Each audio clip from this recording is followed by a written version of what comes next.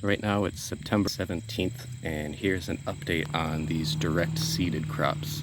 For the most part, they've actually been doing very well, especially these radishes. You can really see them starting to poke up out of the ground here.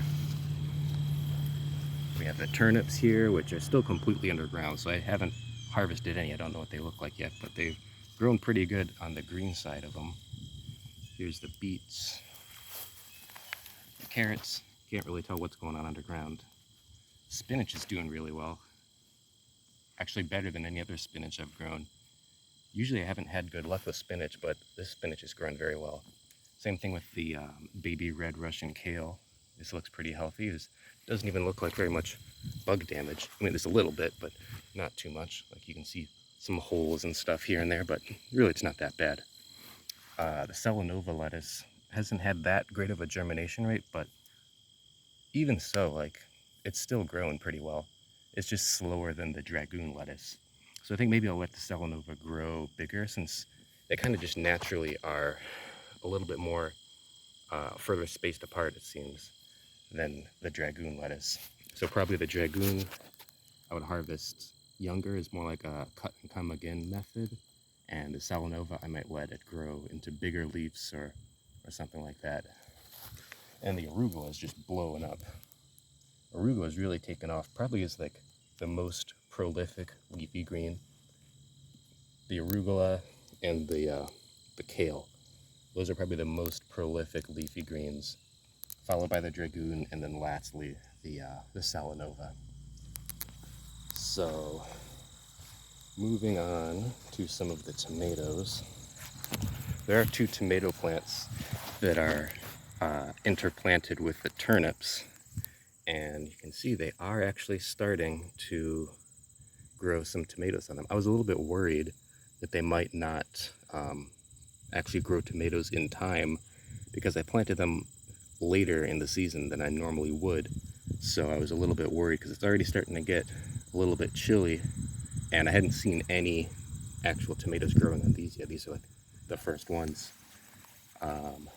But over here we have some Brandywine tomatoes, and they are actually growing up pretty well. I'm hoping that isn't some blossom end rot. I did put calcium mixed in with the soil, so I'm hoping they won't get blossom end rot, but we'll see what happens. That might just be like the rotting end of the flower that it was on. Hopefully that's all it is. But I am happy to see that these tomatoes are starting to grow. I was a little bit worried because, like I said, I planted them later in the season than I normally do. Here's some cherry tomatoes. I think these are Soma variety cherry tomatoes. And I think those ones over there were black cherry. I don't entirely remember off the top of my head. So yeah, the cherry tomatoes are actually blowing up pretty good. I didn't prune them at all. I probably should have, but I just didn't really get around to it. Here's what remains of the corn. Haven't taken down the stalks yet.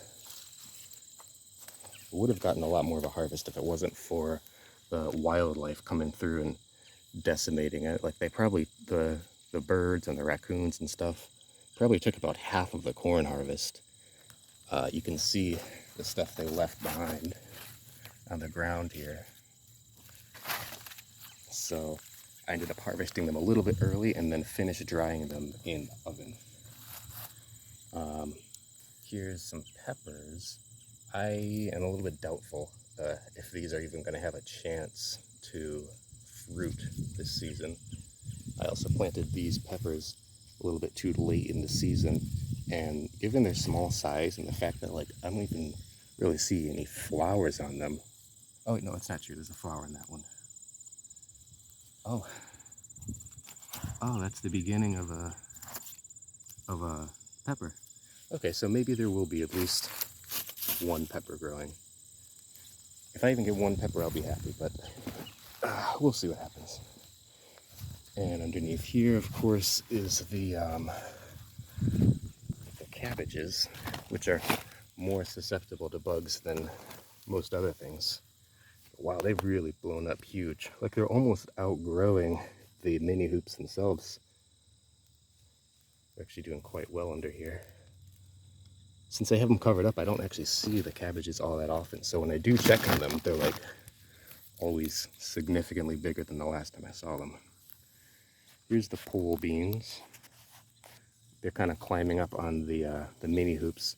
I could have set up a better trellis, but you know, so far it does seem like there's going to be a very good harvest, even with my, you know, minimal, lazy trellising.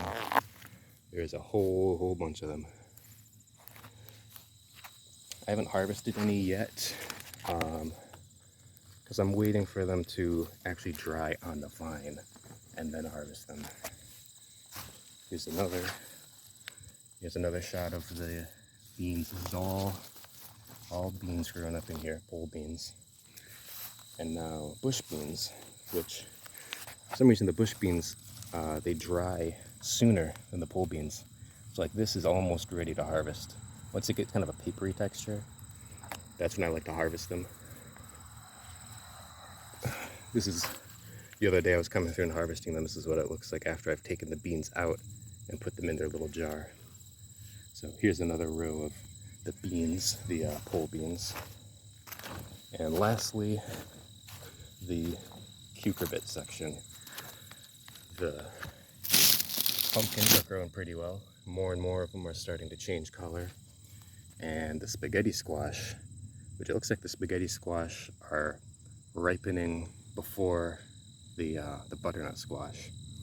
The thing to look at is their stem. Once the stem gets kind of a cork texture, that means they're done. So you see that some of these stems are still green. That means they're not quite ready yet. But there are a few down here that, like this.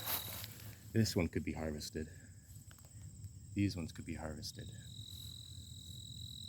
At first I was a little concerned the way the plants die back like that, but I think it's actually natural for them to do that. This here, I don't know what happened there. It just got all dead and rotten. That's the only one that's like that, fortunately. More spaghetti squash here. Still green stems, so I'm going to give it a little more time.